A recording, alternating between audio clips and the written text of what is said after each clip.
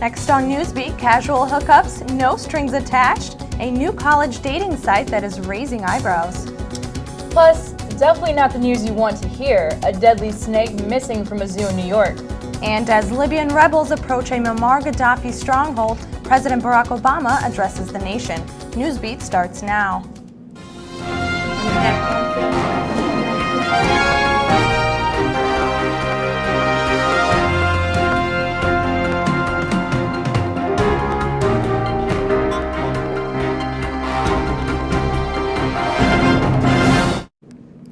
Good morning and welcome to Newsbeat. I'm Anna Samovska.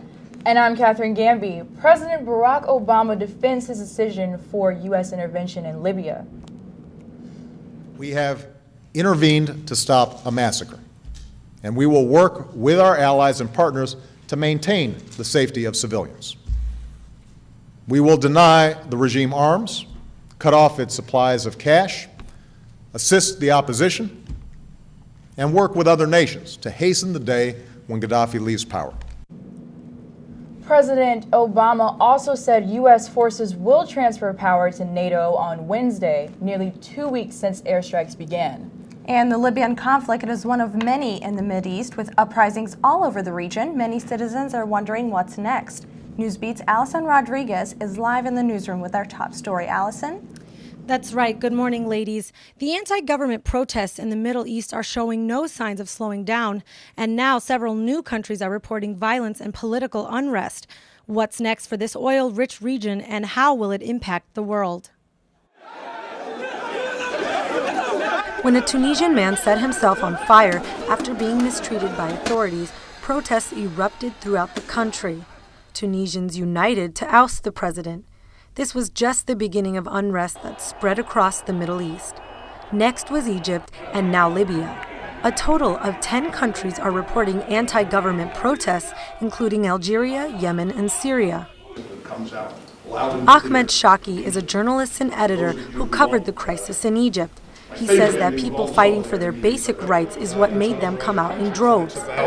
People's yearning for freedom, some dignity, a better future for themselves and their children. Ayman Shahadi teaches Middle Eastern history at Columbia College, Chicago. He says every leader in the Mideast is feeling the pressure. And whether you're in Saudi Arabia, whether you're in Syria, whether you're in Jordan, any of those regimes, because they're all dictatorships.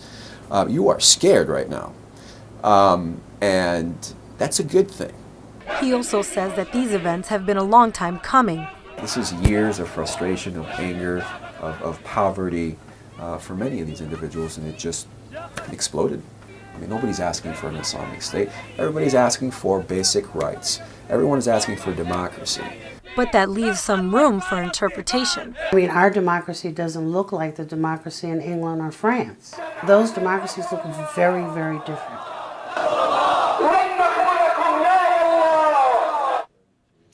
Now, Professor Shahadi did tell me we should keep a closer eye on what happens here on out in Egypt. That's because what happens in Egypt will have the biggest influence on what the other Middle Eastern countries will do politically. Reporting live from the newsroom, I'm Allison Rodriguez. Back to you ladies in the studio. Thank you, Allison.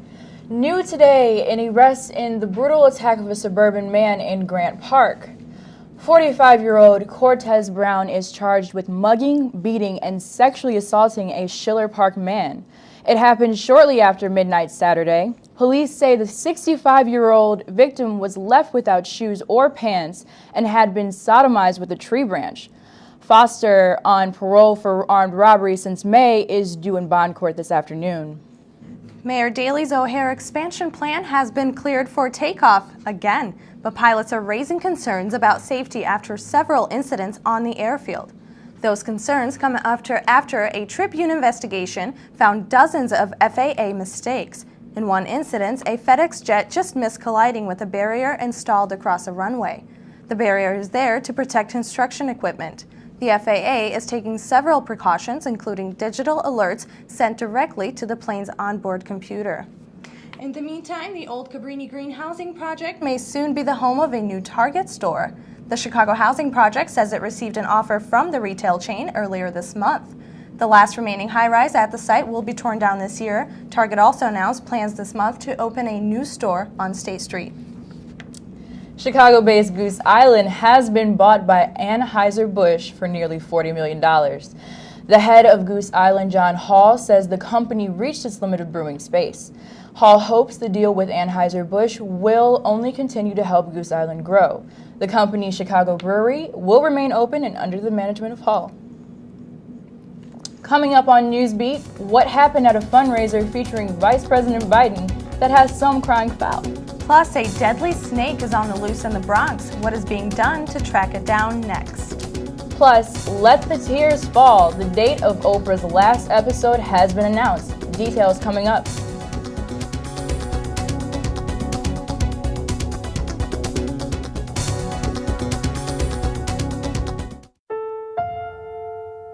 The odds of this daughter of a clergyman spending 11 weeks at #1 on the U.S. singles charts?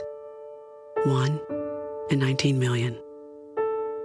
The odds of going on to win 6 Grammy Awards? 1 in 1.4 million. The odds of having a child diagnosed with autism? 1 in 110. I'm Toni Braxton, and I encourage you to learn the signs of autism at autismspeaks.org. I think someone at my friend's school has this thing called autism. My friend's brother's son has autism. My neighbor's son has autism. My son has autism. Autism is getting closer to home. Today, 1 in 110 children is diagnosed with autism. That's a 600% increase in the last 20 years. Learn the signs at autismspeaks.org.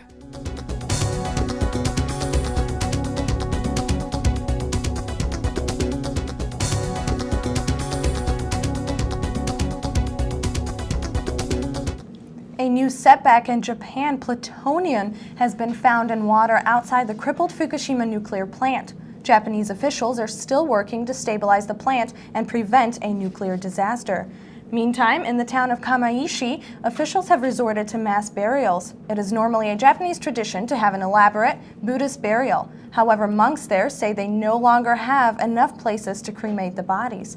The mass graves are an effort to prevent a disease outbreak. City officials are saying the graves are only temporary. A poisonous cobra snake is on the loose from a Bronx zoo in New York City. The zoo says the reptile house was closed after a staff member realized that a young Egyptian cobra was missing. Zoo workers say they are confident the snake is still in the reptile house. It's just a little afraid to come out right now. They say that once the snake gets more comfortable, it will come out for food and water and hopefully get caught. A boat trip for the disabled turns into a tragedy after a boat capsizes, killing a father and son. The boat set sail Sunday from San Diego. 8 other people on the boat survived. Authorities say it's possible that too many people were on the boat or the floating devices on the boat were not working. Vice President Joe Biden's staff is apologizing after they locked a Florida journalist in a closet. Scott Powers, a writer for the Orlando Sentinel, arrived early to a fundraiser for Senator Bill Nelson where Biden was speaking. A member of Biden's team put Powers in a storage closet and stood guard outside to prevent him from talking to guests at the event. Biden's office has assured this will never happen again. Chicago's continuing its movie-making streak. Find out which superhero is coming to town this summer next. Plus, a no-strings-attached dating site coming to a college near you. Please stay with us. And good morning, I'm John Treeweller taking a live look outside right now. It looks like a warm, crisp day out there, but cold temperatures are still dominating much of Chicago. I've got details coming up next on when the warm-up's coming and just how warm it's going to get. Stay with us.